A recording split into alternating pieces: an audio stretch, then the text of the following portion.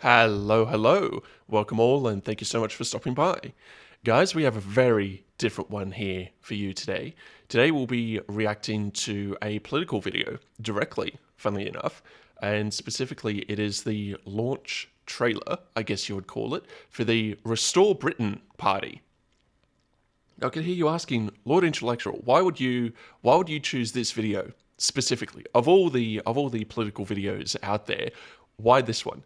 And I will keep the preamble of this video to a minimum, because if you have not seen this video already, hopefully it will become very clear as to why I'm reacting to it. I'll also let large parts of it play out uninterrupted because it is only about 6 minutes long.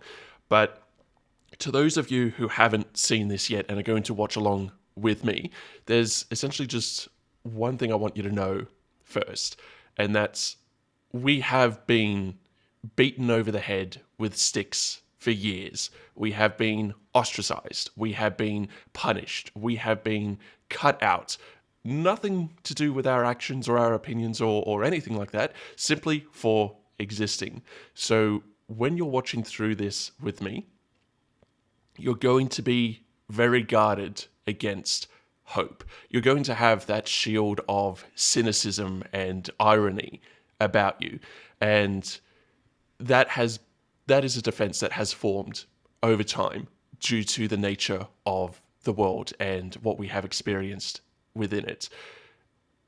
But you're going to, because of that, repeatedly self-defeat yourself. That will be the Tarkin doctrine, and you'll feel this more than anything else. That'll be the Tarkin doctrine taking full effect, because if your opponents can convince you to self-defeat, then that is 1,000 battles they do not have to fight. So as you're watching through this, I want you to listen closely, really listen. And I want you to open up your heart and open up your mind and allow that spark of hope to take root. Allow that to ignite. I'll explain more at the end of the video, but let's listen to this and hopefully things will fall into place. And if not, I'll explain them in a moment.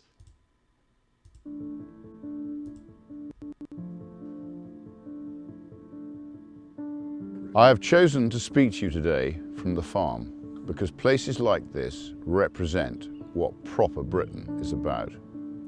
Hard work, responsibility, effort, duty, stewardship. This is the England I know, and this is the England that I love.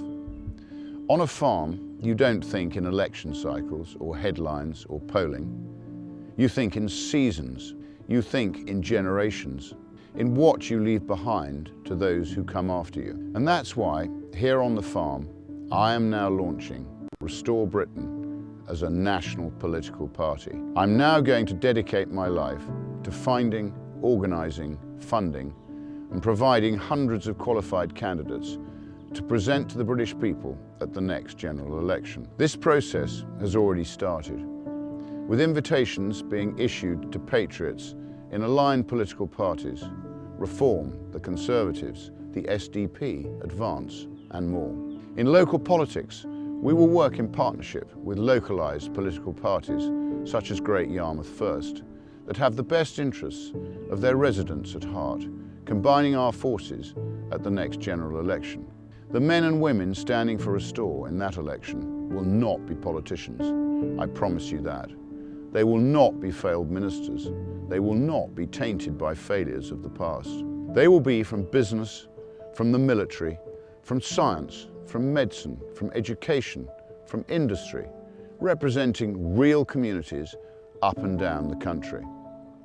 Every single one will be from well outside the existing political establishment, and every single one will understand the difficult decisions that need to be taken.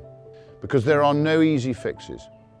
I'm not going to tell you comforting lies about the condition of our country. I have only ever been honest with the British people, and I will be straight with you now.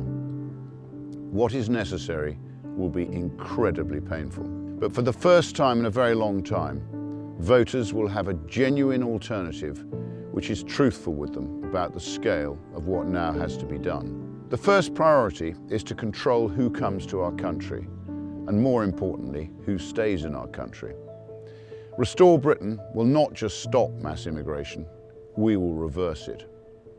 Every single illegal migrant will be securely detained and then deported.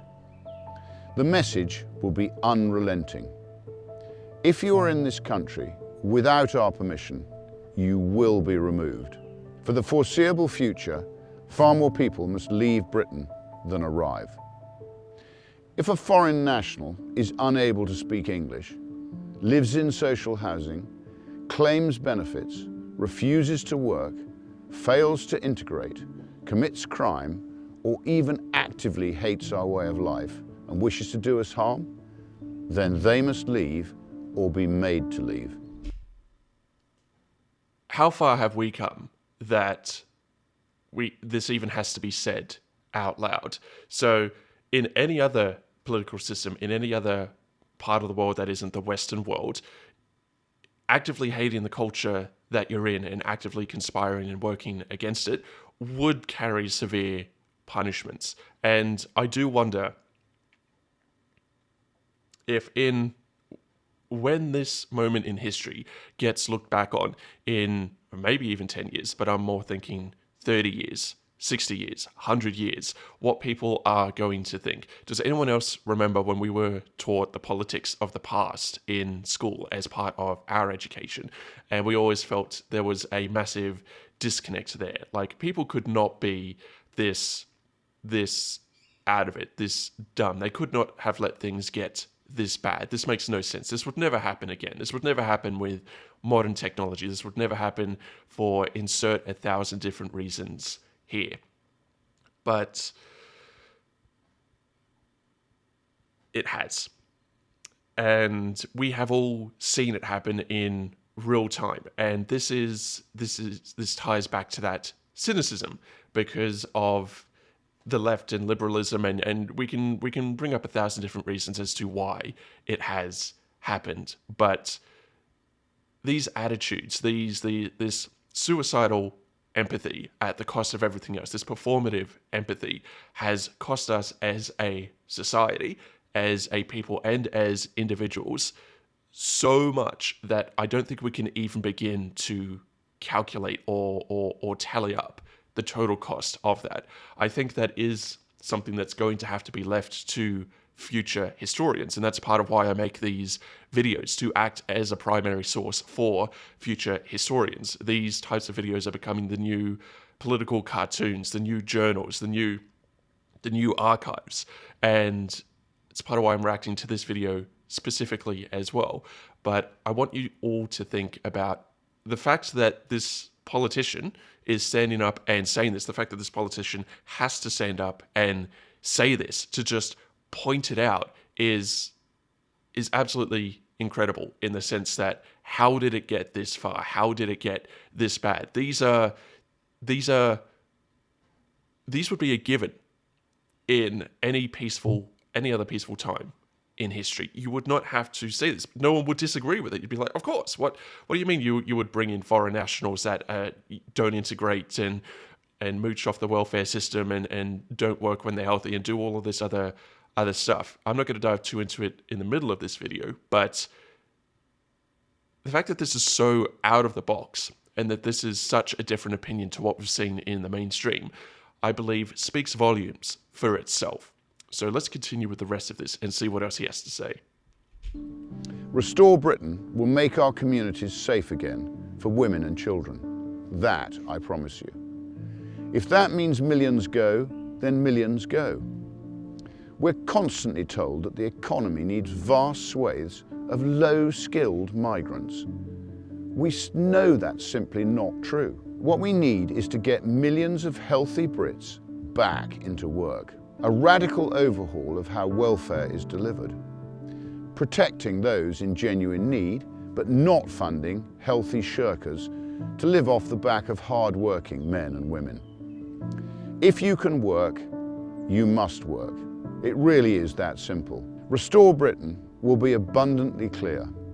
If you consistently refuse work, then you will lose your benefits. We will punish indolence, and more importantly, we will reward success. We will provide vast economic incentives for men and women to start businesses, generate opportunities, build wealth, and create self-sufficient families. Standing here today on the farm, I know exactly what it means to deal with energy bills, labour shortages, regulation, unproductive paperwork, planning restrictions, tax, and endless uncertainty. The state has definitively become the enemy of the people. Restore Britain will burn away suffocating taxes on work and enterprise. We will slash unnecessary regulation. We will dismantle bloated quangos and the overbearing HR culture. We must crush parasitic Britain. We will restore long-term, stable, logical policy so that businesses can plan and invest and grow again.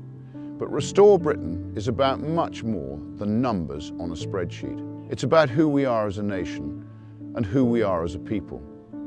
Britain is not just an economy. Britain is not just an idea. Britain is not just a passport. Britain is a nation. Britain is a people, our people. And Restore Britain will never allow that to be erased. We will celebrate our Christian heritage and the identity that built and shaped this country. Responsibility, restraint, forgiveness, duty, and fairness. In short, a high-trust society. That will mean defending our culture. That will mean resisting the relentless creep of radical Islam. That will mean banning the burqa, outlawing Sharia law, blocking cousin marriages, and reimposing our Christian-based rule of law. A Restore Britain government would legislate to ensure that no halal or kosher slaughter on British soil. This is Britain, and we will do things our way. This political party now exists for one reason: to restore Britain, to make it a better, safer, and more prosperous place for British men and women to raise their families. It will be difficult, and it will be painful. But I assure you, it is possible. I hope you will consider joining me on this journey and becoming a member of our party. It is our country, it is now our collective responsibility to act. Together, we will restore Britain. Thank you.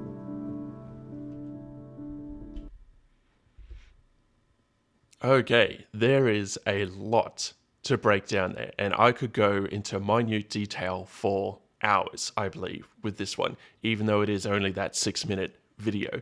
So, okay, where should we start? Let's say, I want to hear your opinions in the comments before I get into everything that I'm about to say. Doesn't matter whether you're on the left, doesn't matter whether you're on the right. I want to hear from you just based on that video. Tell me your honest thoughts and opinions. Pause the video, leave it in the comment section, and then play the video, and you can come back and respond to everything that I'm about to say, because yeah, there's so much here to break down. Let's get some of the typical intellectual points out of the way. There was a little bit of emotional messaging and a little bit of evocative language there, very specifically chosen words in some instances to pull a particular feeling, though it is borderline, because when we're talking a few words, we're literally quite talking a handful there. There is an extremely strong logical consistency, though. We are seeing logical points presented calmly, fairly, and quite well, I believe, in my opinion. And guys, if this was the first time that you saw that, you're probably thinking, okay, this can't be real, right? There's no way. It's a politician. We can't trust politicians, and yes, that is true to a certain extent, and we should maintain our skepticism to a certain degree. But as I said at the start, if you self-defeat, then the enemy has already won 1,000 battles, because you're not going to fight those battles. Let that spark of hope take root in your chest and try to accept this as real, because as far as we're able to tell, as of right now, this is going to be a real political party that you will be able to vote for if you are in the UK.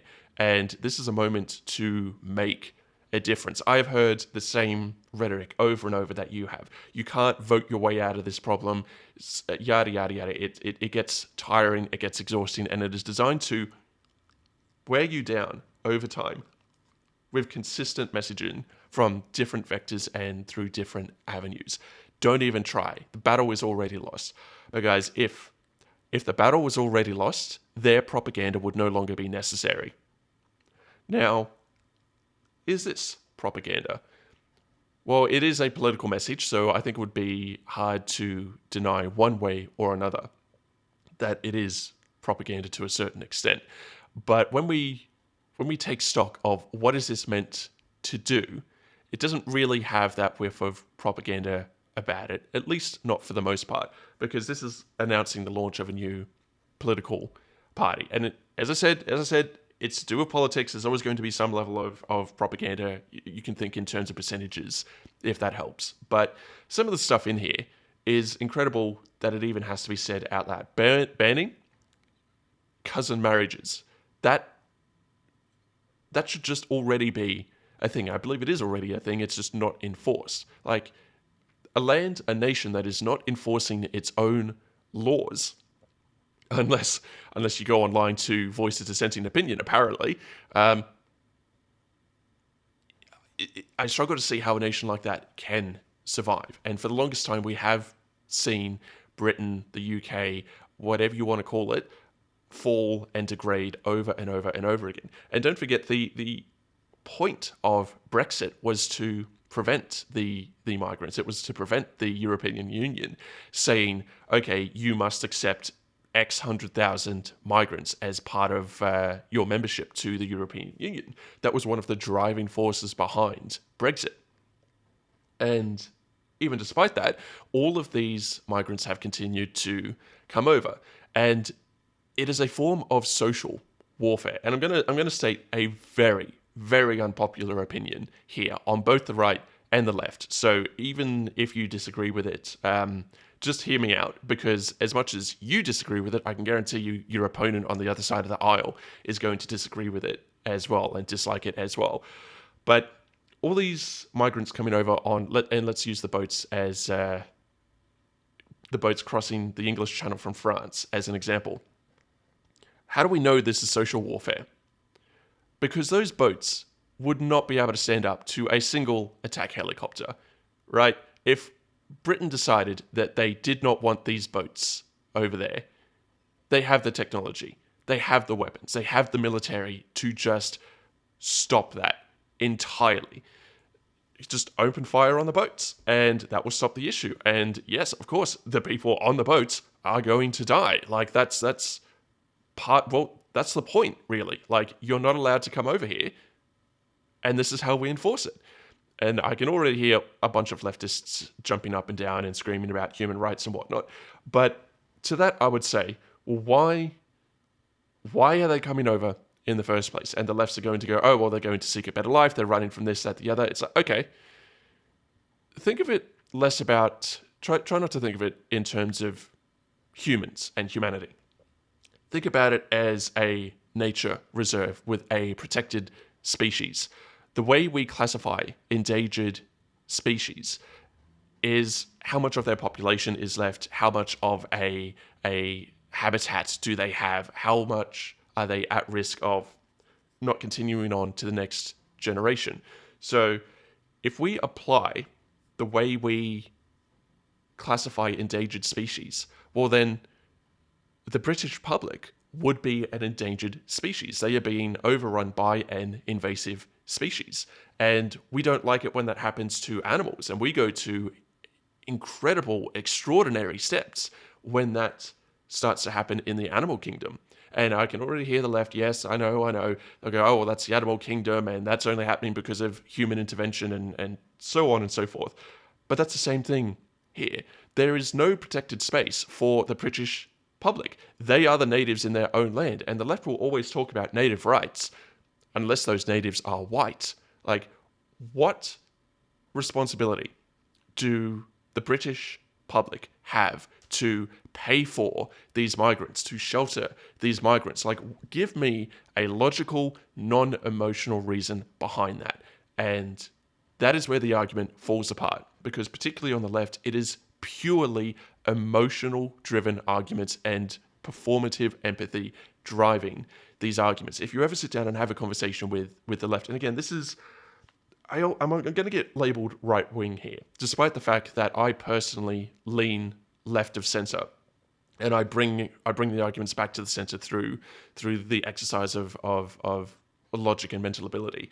But I personally lean left of center. But I'm going to get labeled right here because I'm advocating for stronger borders here, and not only stopping immigration, but everything they're saying in this video about re-immigration or deportation. Like, it's not enough to just stop what's already happened, or stop what's going to happen in future, because there's already millions over, and they need to be removed because they are disrupting the local population. And you're not allowed to have a air quote local population when you're right. Any other race, and it's totally fine. And we have to be careful here because we're getting into race specifically, and this isn't really about that, despite appearances. It's the sovereignty of a nation and the continuation of both a culture and a ideology. If you hold certain ideologies within Britain, you are considered evil and you are targeted, and it is not the ideologies of those coming over, even though those ideologies are inherently more violent and more backwards. And again, if you want to argue with me here, by all means put it in the comments, but then you need to address, okay, marrying cousins, that is a bad thing, that is inbreeding, that is a horrible thing to do from a logical perspective, because it has so many genetic issues attached with it. How do I staying away from the emotional arguments myself? Because this is the whole reason we're here to dispute. I have yet to hear a single valid logical reason as to why these people should come over illegally, or I would go so far as to say at all. Segregation is a bad word because of everything that happened in the American slave trade, and not without good reason. But you need to, instead of having the idea of segregation in your head as in a bathroom for black people and a bathroom for white people, we need to think segregation in the terms of, okay, Britain is a white nation. This is the habitat of the white species, and it needs to be protected from invasive species, similar to other parts of Europe. And this doesn't apply just to white people. Like, look what happens. Look at what is happening in Spain. When I went to Spain, and I'm gonna go into a slightly anecdotal story here, but I visited Spain, and you know what happened when I went to Spain? I was only going for about 2 months, and I made the effort to learn at least as much Spanish as I could to get by. Now, I know a lot of my audience is American, and you're probably not going to think that that's a great feat because you've grown up exposed to the Spanish language. But for someone who hasn't, it's like any other language. But I knew I was going to Spain, and so I went with the idea that, hey, I am an outsider in Spain, and I'm going to respect that culture and that way of life. And so whilst it wouldn't have been enough time for me to learn the entire language, the first word I taught myself was thank you, and then please. And look, I've forgotten most of this because this was years ago, and I taught myself certain numbers. Uno, dos, tres, cuatro, I believe, up to 4. And okay, you can't even count up to 10 in Spanish anymore. But that's not the point. When I went there, I always tried to lead with Spanish. I would always go up to someone and in my very broken, heavily accented Spanish, try to engage with them in Spanish first, because I am in Spain, compared to walking up to someone, leaning in close to their face and going, hey, y'all, do y'all speak English? And sorry for the accent there, but when I went to Spain, there were a bunch of American Midwesterners there. And look, lovely people, but you know, when you're talking to Bob and Barbara, they do have that sort of, hey, do you speak English? And it's, look, there were a lot of different nationalities in Spain as well. I'm not, especially in the touristy areas, I'm not singling out Americans or Midwesterners specifically, more just the attitude of not realizing that you are a guest in this country and this culture. And you know what? The Spanish people seem to really appreciate that. Like I would start to speak Spanish as best as I could, and I could point and I could say one of these, please, or two of those, please. Like that was about the limit, because I figured, okay, if I can point, if I can gesture and politely ask for however many number of these things that I would like, and I'm able to say please and thank you, that would get me through a lot. And it did. I learned some place names, for asking directions and that type of thing. I learned the word for train and stuff like this at some point as well. But what would usually happen is I would go up and I would start speaking Spanish, and they'd smile and speak Spanish back to me at first, and then I would try to respond again in Spanish, and I'd usually get a little chuckle, and then they would say, "You speak English, right?" Or "Do you speak English?" And I would go, "Yes, thank you." And they would then continue the conversation in English for me, and I do appreciate that. And yes, obviously you might be able to expect that in some of the touristy areas, but I went all around Spain. I went well off the beaten path, and I'm not going to give you my full itinerary, but especially when you get out of the tourist, the areas that are set up to cater for tourists specifically, then you get those people who are used to speaking Spanish and only Spanish in their day-to-day life out in these small country, air quote, country towns. And even they will try to, they couldn't really speak English, I couldn't really speak Spanish, but I led with that respect. They gave me respect back, and somehow we were able to make it work, sometimes through wild gesticulations, but it worked. It worked. And I had a really great time, and no one ever seemed to be cross with me, which is also a credit to the Spanish people there. And I do really, really appreciate that.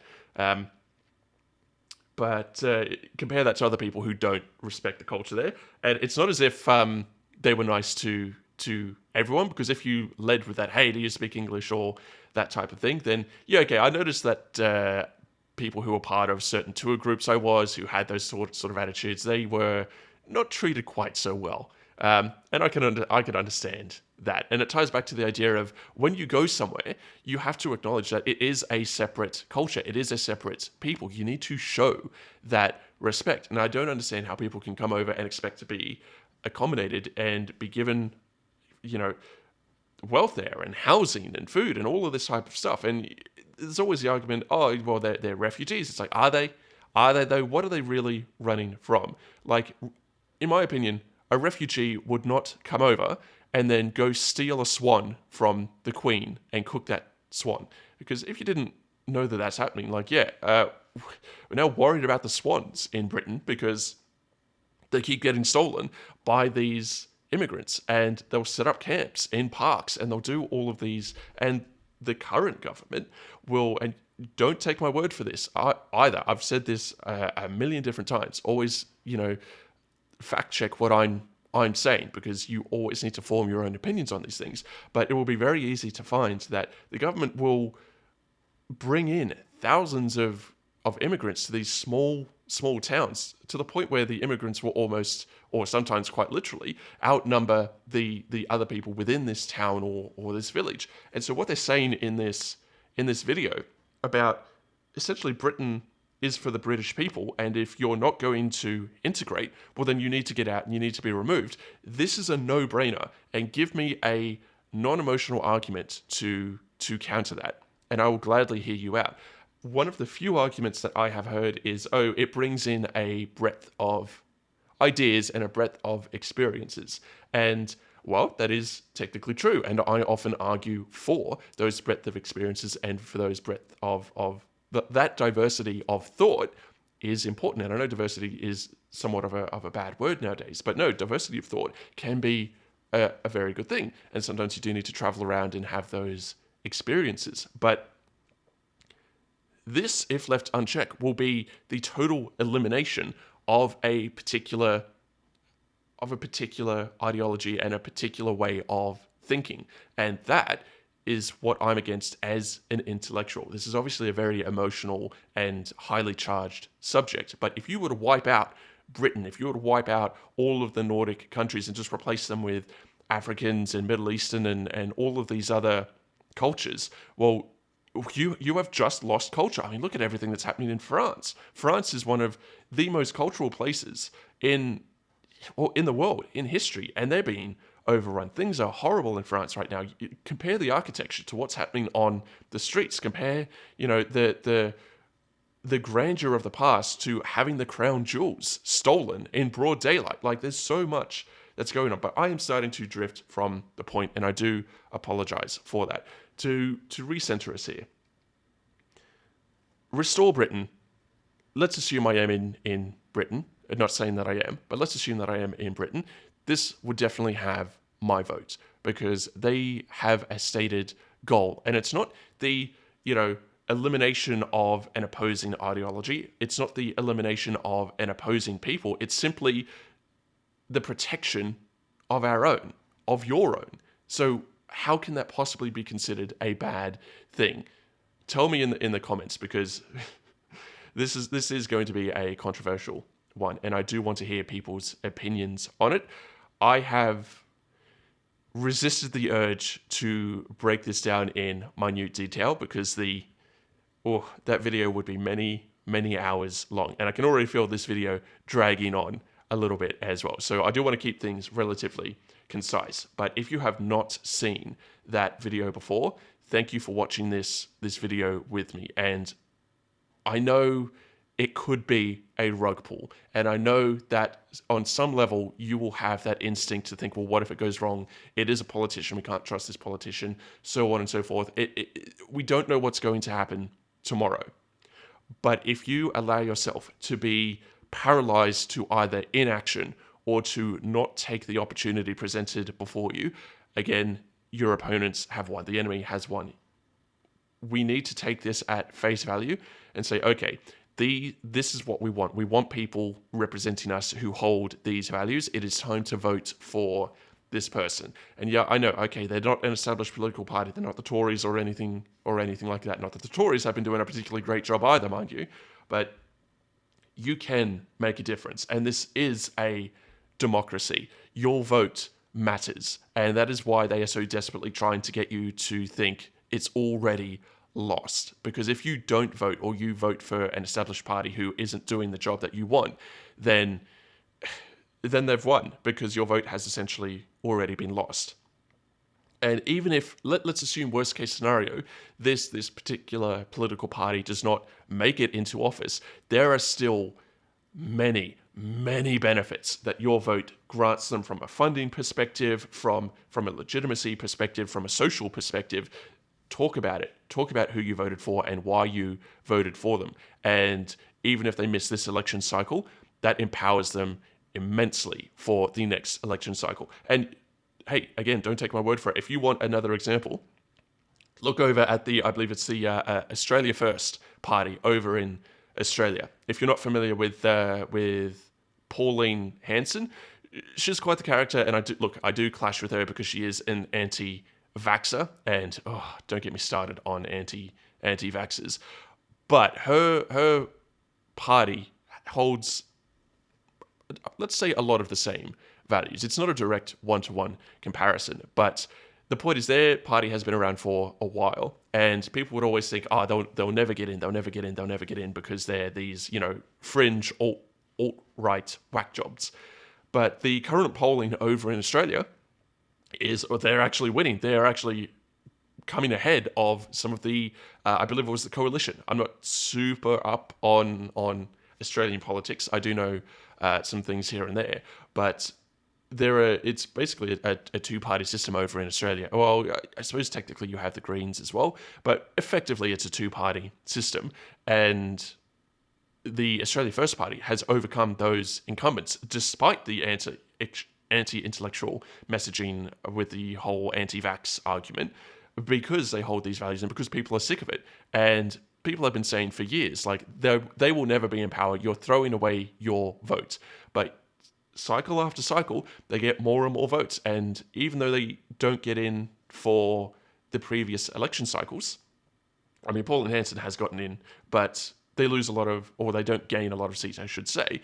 the fact that they get more votes means they get more funding, which means they can do more leaflets, they can get more volunteers, they can do all of this. It's more and more and more every cycle. So don't allow yourself to be defeated. Don't think if I vote for this party, it's not going to mean anything. There's no point in voting. Everything is crap and we're at the end times already. If you think that, then the enemy propaganda has won. Your opponent's propaganda has won. Don't allow yourself to fall for that. But at this point, I'm starting to repeat myself. So I'm going to bring it down and I'm going to start to close things off here. But I do want to hear what you think, because there is a lot to break down in that video. And if you guys demand it, if you really want it, then I can do a longer, proper point counterpoint breakdown for everything that is presented within this video, because it is important. And if you guys want to have that discussion, definitely let me know. So with that, let's wrap it up. And if you'd be so kind as to allow me to do all of the regular YouTuber things, because we do tackle a lot of controversial topics and do express a lot of controversial opinions here. So we always have to be wary of the shadow ban or being deplatformed. So if you did like my commentary and you did like me showing you this, please definitely give me a like and a subscribe. You could also follow me over on other socials such as X and Instagram. We're getting those up and running. And yeah. Come back, see what other videos we had in future, and don't forget to let me know what you think, because that is so important. I don't want to be up here talking to you through a screen just on a stage and have this being a one-way conversation. Let's talk in the comments. I do read every single comment. But with that, guys, I'll let you have the rest of your day back. Thank you so much for coming along, and have a good one.